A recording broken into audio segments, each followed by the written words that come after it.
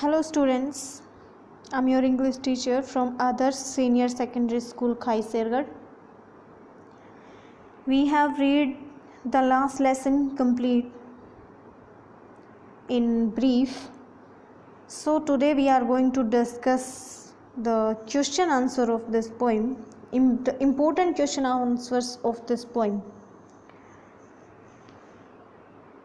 This poem, we know name of the poem, the last lesson was from Flamingo book. The important first questions, long answer type questions, reproduce in our own words what French did or thought on his way to school. हमें बताना है अपने शब्दों में कि French जब school जा रहा था तो वो क्या सोच रहा था, उस स्कूल जाते टाइम वो क्या सोच रहा था, क्या उसके दिमाग में चल रहा था, वो स्कूल क्यों नहीं जाना चाहता था, वो स्कूल गया तो उसके साथ क्या कुछ हुआ. So let's start the answer. French was late for school. जब कहानी स्टार्ट होती है तो वो फ्रेंच जो है जल्दी जल्दी स्कूल जा रहा होता है, लेकिन वो लेट हो गया होता है स्कूल से. हम सब ने ये पढ़ा. He fear that his teacher Mister Hamel would scold him या रिबुक हिम.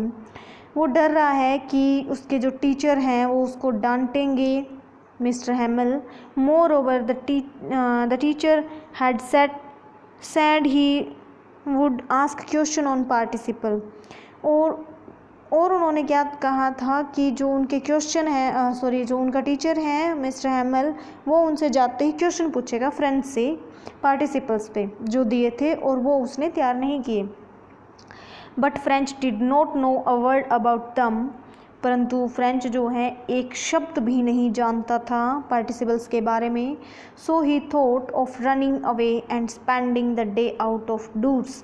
इसलिए वो क्या सोचता है कि वो वहाँ से भाग जाए स्कूल से और अपना जो दिन है वो बाहर व्यतीत करे, उन स्कूल्स के दरवाजे से, गेट से बाहर वो व्यतीत करे, क्योंकि उसे स्कूल में घुटन होती थी, उसे स्कूल में बंद कर बैठना अच्छा नहीं लगता था. ही सा the Persian soldiers drilling in the open field. तो उसे क्या देखना पसंद था? पर्शियन सोल्जर्स की ड्रिलिंग देखना उसे पसंद था. उसने वो ओपन फील्ड में उन्हें ड्रिलिंग करते हुए, उन्हें अब प्रैक्टिस करते हुए देखा भी. It was a tempting sight.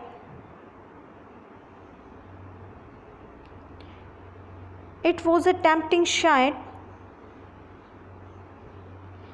वो जो है बहुत अच्छी मतलब सीन था उनको देखना, बट उसने किसी तरह अपने आप की भावनाओं पर काबू किया. However he heard of to school. और अपने स्कूल की जल्दबाजी में वो वहाँ से निकल पड़ा. When he pass by the town hall. जब वो टाउन हॉल के पास से गुजरा, ही सा a crowd in front of the bulletin board. उसने क्या देखा कि बुलेटिन बोर्ड के पास एक भीड़ है. French wandered what the matter could be. French जो है हैरान हो गया, द मैटर क्या हो सकता है. वो हैरान हो गया कि मैटर क्या हो सकता है. But he did not stop there. पर वो वहाँ पर नहीं रुका, उसने उस तरफ ध्यान नहीं दिया. The villager black Smith was reading the bulletin Smith. जो गांव का ब्लैक स्मिथ होता है लोहार, वो वहाँ पर बुलेटिन बोर्ड पर जो न्यूज़ थी, बुलेटिन्स थी, वो पढ़ रहा था. He called after French saying don't go so fast boy. उसने फ्रेंच को पीछे से आवाज़ लगाई कि उसने कहा कि डोंट गो फास्ट बॉय, लड़के इतने जल्दी मत जाओ. You will get to your school in plenty of time. तुम्हारे जो स्कूल पर हैं वो एक second. You will get to your school in plenty of time. Plenty of time का मतलब है समय से पहले पहुंच जाना. उसने कहा कि तुम स्कूल में अपने समय से पहले पहुंच जाओगे, ये मत सोचो कि तुम लेट हो गए हो. French thought the blacksmith was making fun of him. French ने सोचा कि जो ब्लैक स्मिथ है वो उसका मजाक बना रहा है. He continue going fast. उसने तेज चलना अपना कंटिन्यू रखा. When he reach his school he was all out of breath. जब जैसे वो स्कूल पहुंचा, वो क्या था, उसकी सांसें फूली हुई थी. ऑल आउट ऑफ फ्रेंच था, तो मतलब तेज़ी तेज़ी से चला, इसलिए उसकी सांसें जो हैं फूली हुई थी.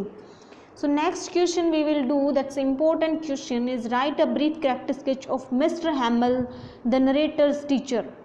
हमें करेक्टर स्केच बताना है मिस्टर हैमल का. करेक्टर स्केच, मिस्टर हैमल कौन है? नरेटर के टीचर हैं. नरेटर कौन है? फ्रेंच के जो टीचर हैं मिस्टर हैमल, उनका करेक्टर स्केच बताना है कि वो कैसे थे. Mister Hamel is a teacher of French language at the narrator school. Narrator के स्कूल में मिस्टर हैमल जो फ्रेंच के टीचर थे, he is very strict as a teacher.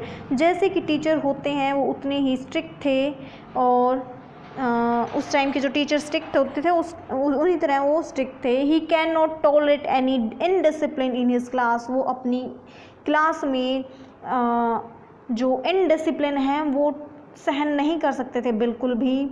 His students are afraid of him. उसके जो students थे वो उनसे डरते थे, बट दे रिस्पेक्ट हिम. पर उनकी वो रिस्पेक्ट करते थे, सम्मान करते थे. All the villagers also respect him.